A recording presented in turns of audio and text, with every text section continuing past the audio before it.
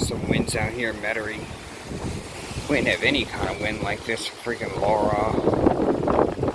Or what's that other storm? Sally. This is crazy. For out here, I mean, I just got back from Slidell. It's getting blown all over. Some easy 3-mile-an-hour wind gust.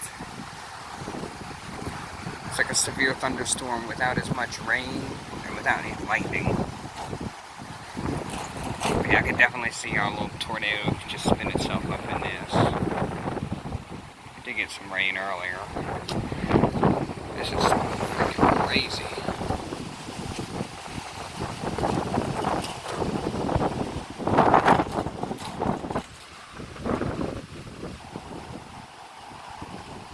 I'm almost in New Orleans right now. I'm a Caribbean veterans in Metairie.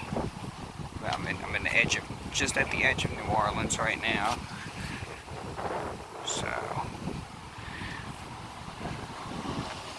it was windy up in Slidell too, and what you call it? Like Irish Bayou, there wasn't any power out there. Alright, check with y'all later.